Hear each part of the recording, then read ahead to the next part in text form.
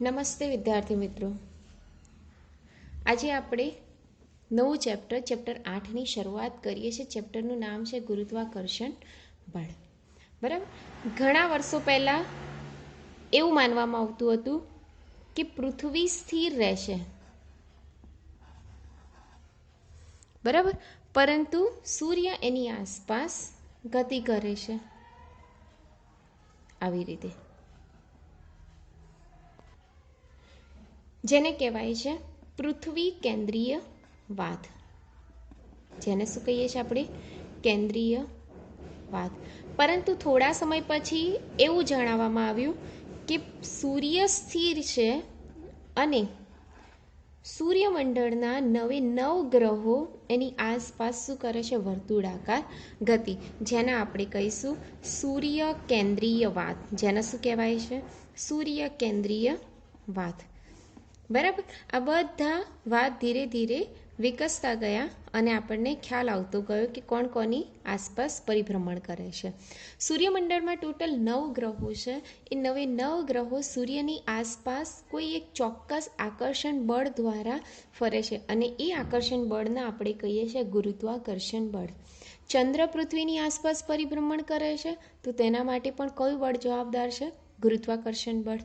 પૃથ્વી જેવા બીજા બધા ગ્રહો જે આસપાસ પરિભ્રમણ કરે છે એના માટે કયું બળ જવાબદાર છે? તો ગુરુત્વાકર્ષણ બળ જવાબદાર છે.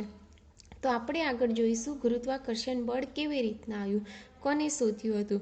તો એ પહેલાં આપણે જોઈ લઈએ કેપ્લરની ગતિના 3 નિયમો, જે સૌથી અગત્યનો ટોપિક છે. પહેલો ટોપિક છે કેપ્લરની ગતિના 3 નિયમો. એમાં પહેલો નિયમ આપણે લઈશું કેપ્લરનો પ્રથમ નિયમ, જેને કહેવાય છે કક્ષાનો નિયમ. કયો નિયમ કહેવાય છે? કક્ષાનો નિયમ. કેપ્લરે શું કીધું હોય છે કક્ષાના નિયમમાં?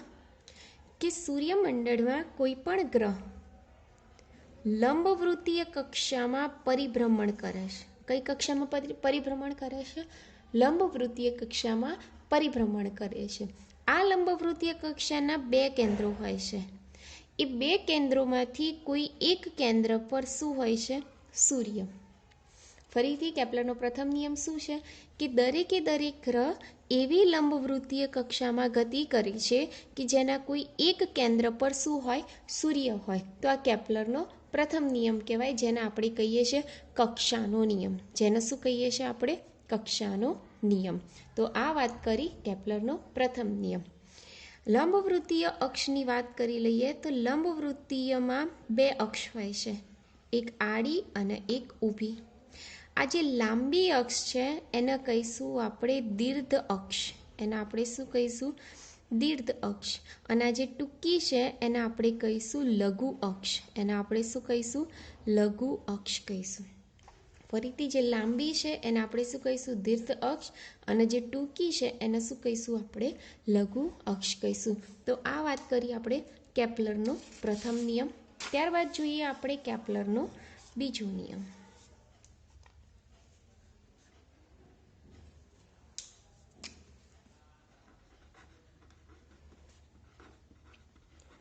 બીજો નિયમ એક ક્ષેત્રફળનો નિયમ છે.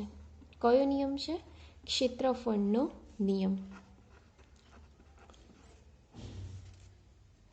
બીજો નિયમ એક ક્ષેત્રફળનો નિયમ છે. એમાં શું કહે છે કે દાખલા તરીકે આ કોઈ ગ્રહ ગતિ કરે છે અને અહીંયા શું છે? સૂર્ય.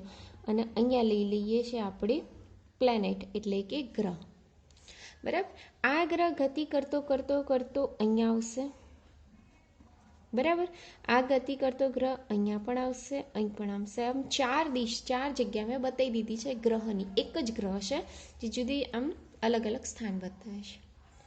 જ્યારે ગ્રહ દૂર હશે સૂર્યથી, બરાબર, ત્યારે બંનેની વચ્ચે આકર્ષણ બળ કેવું લાગે? ઓછું. આકર્ષણ બળ ઓછું લાગે એટલે ધીરે ધીરે ગતિ કરશે, એટલે એને ક્ષેત્રફળ આટલું આંતર્યું હશે. બરાબર, પણ અહીંયા જ્યારે ગતિ કરે નજીકના વિસ્તારમાં, ત્યારે એટલા જ સમયમાં ગ્રહ અહીંયાથી અહીંયા આવી જાય. કેમ? કારણ કે નજીકના વિસ્તારમાં બંનેની વચ્ચે આકર્ષણ બળ છે કેવું લાગે, વધારે આકર્ષણ બળ લાગે એટલે ફટાફટ ગતિ કરો, એટલે એના દ્વારા આંતરેલું ક્ષેત્રફળ આટલું. અહીંયા ગ્રહ દૂર હતો તો ક્ષેત્રફળ આટલું અંતરાયું, અને અહીંયા ગ્રહ નજીક હતો તો આટલું અંતરાયું. એનો અર્થ કે સમાન સમયમાં જે આંતરાતું ક્ષેત્રફળ છે એ કેવું છે, અચળ. બરાબર, તો આને કહેવાય છે ક્ષેત્રફળનો નિયમ. તો ફરીથી નિયમ શું છે કે સૂર્ય અને ગ્રહને જોડતી રેખાએ સમાન સમયમાં સમાન ક્ષેત્રફળ આંતરેલું છે. ફરીથી સૂર્ય અને ગ્રહને જોડતી રેખાએ સમાન સમયમાં સમાન ક્ષેત્રફળ આંતરેલું છે. આને કહેવાય છે કેપ્લરની ગતિનો બીજો નિયમ કહેવાય છે, જેને આપણે ક્ષેત્રફળનો નિયમ તરીકે પણ ઓળખીએ છીએ. એના પછી આપણે જોઈએ ત્રીજો નિયમ. ત્રીજો નિયમ એ આવર્તકાળનો નિયમ છે. કયો છે? આવર્તકાળનો નિયમ. ચલો, આ નિયમ કેવો છે કેપ્લરની ગતિનો? કે કોઈ પણ ગ્રહના પરિભ્રમણના આવર્તકાળનો વર્ગ એટલે કે ટીનો વર્ગ, આને કહીશું આપણે આવર્તકાળ. કોઈ પણ ગ્રહ જ્યારે સૂર્યની આસપાસ ગતિ કરે છે એટલે એક પરિભ્રમણ પૂરું કરે એટલે કેટલો સમય લાગે? એક આવર્તકાળ. એટલે એ આવર્તકાળનો વર્ગ એ તેની અર્ધ દીર્ઘ અક્ષના ઘનના સમપ્રમાણમાં હોય છે.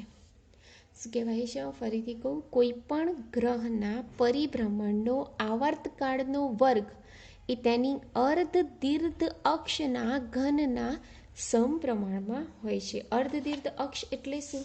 તો અહીંયા મેં આગળ જોયું હતું ને, આ કઈ અક્ષ હતી? દીર્ઘ અક્ષ. તો આટલેથી આટલે સુધીની અક્ષ અડધી અક્ષ કહેવાય. એટલે આટલો ભાગને આપણે શું કહીશું? અર્ધ દીર્ઘ અક્ષ. બરાબર, એટલે આ થયો કેપ્લરની ગતિનો ત્રીજો નિયમ. તો આ પ્રશ્ન ખૂબ જ આઈએમપી છે, કેપ્લરની ગતિના નિયમો. બરાબર, ત્યારબાદ જોઈશું આપણે ગુરુત્વાકર્ષણનો નિયમ. કોને આપ્યો, કેવી રીતે આવ્યો અને એનો સૂત્ર કયું? ગુરુત્વાકર્ષણનો નિયમ. ચલો, ગુરુત્વાકર્ષણ નિયમની શોધ અજાણતા થઈ છે કે એવી એક દંતકથા છે કે ન્યૂટન હતો ત્યારે સફરજનના ઝાડ નીચે બેઠો હતો અને સફરજન પડ્યું ત્યાં. તને એવું વિચાર આવ્યો કે સફરજન નીચે જ કેમ પડ્યું, ઉપર કેમ ના ગયું? તો એવી દંતકથા છે. તો એ પરથી આપણે ગુરુત્વાકર્ષણનો નિયમ એમને તારવ્યો. અને કેવી રીતના? તો જુઓ કેવી રીતે છે. તો આપણી પાસે એક સૂત્ર હતું જેની મદદથી આપણે આવર્તકાળ શોધી શકીએ છીએ. બરાબર, એવું v બરાબર ઓમેગા બરાબર v²/r, આવું એક સૂત્ર છે. આ આપણે લઈ લઈએ r, એમ લઈ લઈએ. બરાબર, v² એટલે વેગ, v એટલે વેગ, વેગ એટલે અંતર ભાગ્યા સમયના, અંતર એટલે એનું પરિઘ અને એ માટે લાગતો સમય t. આનું કંઈક સૂત્રની અંદર મૂકી દઈએ તો 4π² rm² ભાગ્યા t², અને rm તો છે જ, rm કેન્સલ એટલે 4π² rm ભાગ્યા t².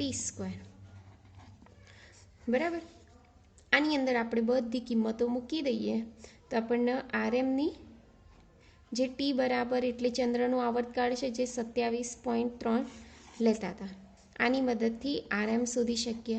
rm એટલે ચંદ્રની ત્રિજ્યા. બરાબર, એ લોકોએ શોધી ચંદ્રની ત્રિજ્યા. ચંદ્રની ત્રિજ્યા શોધ્યા પછી ચંદ્રનું ગુરુત્વ પ્રવેગ શોધ્યું. શું શોધ્યું? ગુરુત્વ પ્રવેગ. તો એ ગુરુત્વ પ્રવેગ શોધતા એ લોકોને ઓછું મળે છે ગુરુત્વ પ્રવેગ. એટલે કે પૃથ્વીનું ગુરુત્વ પ્રવેગ 9.8 છે, આનું ગુરુત્વ પ્રવેગ લગભગ 1.18ની આસપાસ છે. એટલે એના કરતાં ખૂબ જ ઓછું મળે છે, એટલે છઠ્ઠા ભાગનું મળે છે.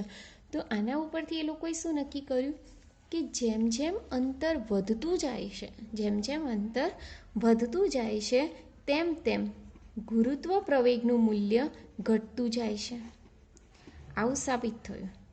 જો અંતર વધતા ગુરુત્વ પ્રવેગ ઘટે તો ગુરુત્વાકર્ષણ બળ પણ શું થાય છે? ઘટે. ગુરુત્વાકર્ષણ બળનું મૂલ્ય શું થાય છે? ઘટે. તો આના ઉપરથી એ લોકોએ સાબિત કર્યું કે ગુરુત્વાકર્ષણ બળ અને અંતર એકબીજાના વ્યસ્ત પ્રમાણમાં છે. કારણ કે એક વધે ને બીજું ઘટે એનો અર્થ શું થયો કે બંનેની વચ્ચે કયો સંબંધ હોવો જોઈએ? વ્યસ્ત પ્રમાણમાં સંબંધ હોવો જોઈએ. તો એના ઉપરથી ગુરુત્વાકર્ષણ બળનો નિયમ સર આઇઝેક ન્યૂટને કેવું તારવ્યું છે? તો જુઓ શું કહે છે કે વિશ્વનો પ્રત્યેક કણ બીજા કણ પ્રત્યે આકર્ષણ બળ ધરાવે છે. આકર્ષણ બળ ધરાવે છે. આ આકર્ષણ બળનું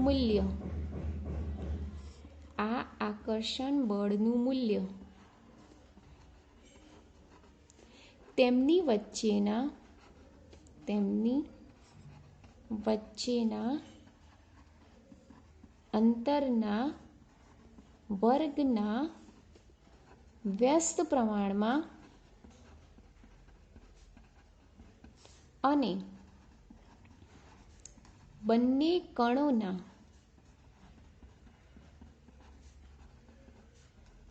દળના ગુણાકારના સમપ્રમાણમાં હોય છે.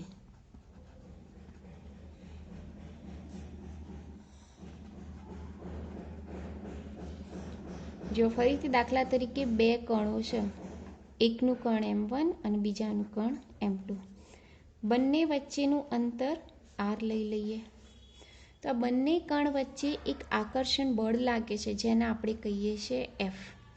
ન્યૂટનના નિયમ મુજબ શું કહે છે કે આ આકર્ષણ બળનું મૂલ્ય એ તેમની વચ્ચેના અંતરના વર્ગના વ્યસ્ત પ્રમાણમાં, એટલે અંતરનો વર્ગનો વ્યસ્ત, આવું કહે છે.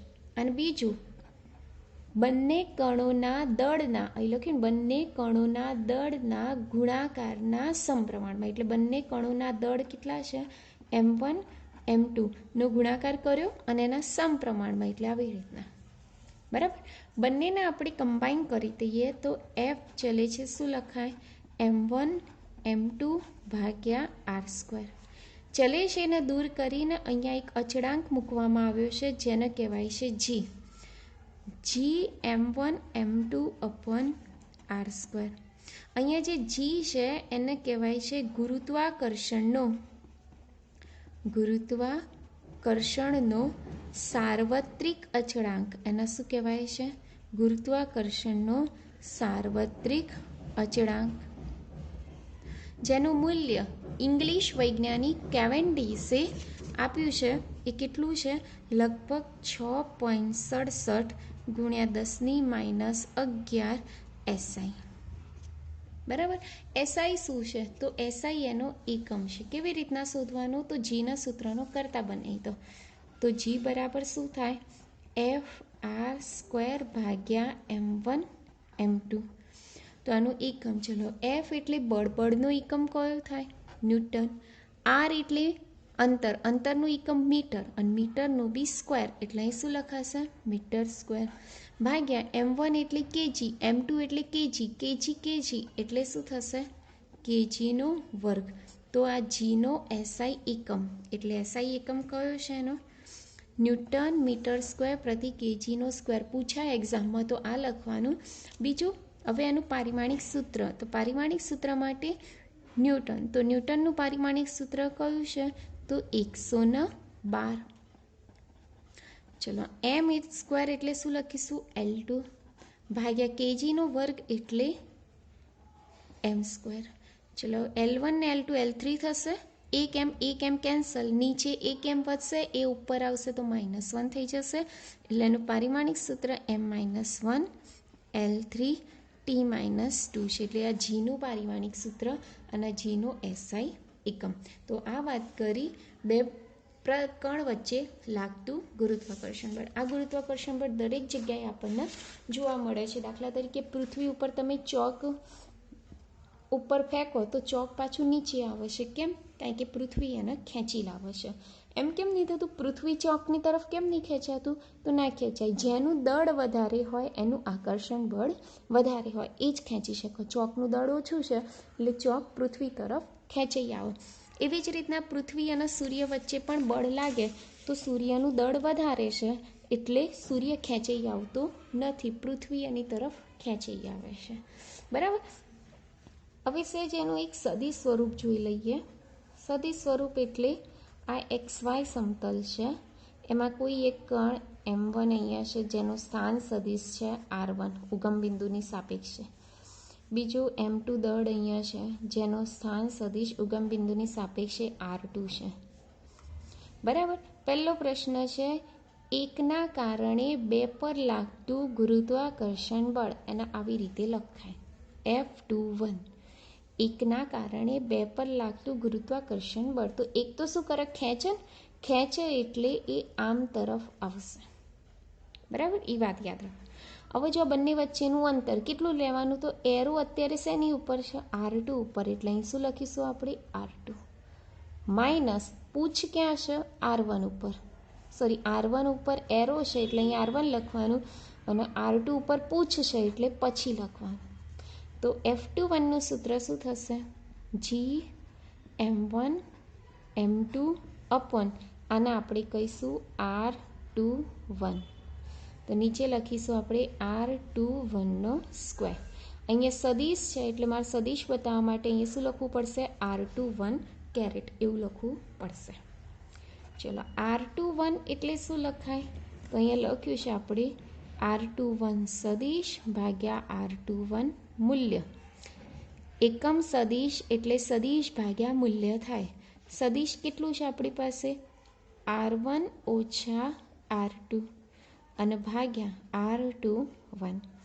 આની કિંમત આપણે અહીંયા મૂકી દઈએ તો F21 બરાબર કેટલા થશે? Gm1 M2 ભાગ્યા R21 ને R21 ભેગા થઈ જશે એટલે R21નો ઘન થઈ જશે અને આની જગ્યાએ કિંમત મૂકવાની છે. એમાંથી આ તો મેં અહીંયા લઈ લીધા, તો રહ્યું શું? R1 minus R2. ખ્યાલ આવી ગયો? તો આ વાત કરી F21ની. આ જ રીતના તમે સૂત્ર મેળવો તો F12નું પણ મેળવી શકાય. બરાબર. તો જુઓ, F12નું સૂત્ર તમારે મેળવવું હોય તો ખાલી ફરક શું છે? એરો બદલાઈ જશે, આમ થઈ જશે. બરાબર. એટલે Gm1 M2 અપોન R12નો સ્ક્વેર અને અહીંયા શું થઈ જશે? R2 minus R1. બરાબર.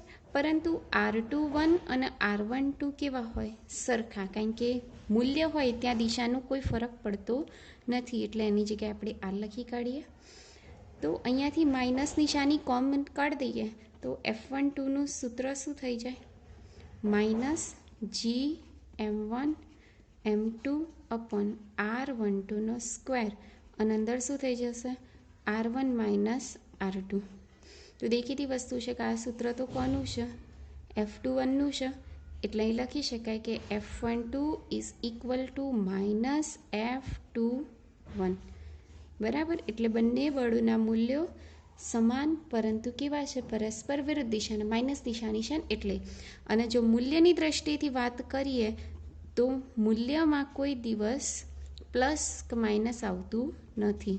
એટલે મૂલ્ય કેવા છે? સરખા, પરંતુ દિશા પરસ્પર કેવી છે? વિરુદ્ધ. દેખીતી વસ્તુ છે. આને આમ ખેંચે છે અને આને આમ ખેંચે છે. તો આ થઈ ગુરુત્વાકર્ષણનો સદિશ નિયમ. તો આજના લેક્ચરમાં આપણે આટલું રાખીએ. લખાણું તમને આનું સેન્ડ કરી દઈશ, એ લખવાનું રહેશે. બીજું નેક્સ્ટ લેક્ચરમાં જોઈશું. Thank you.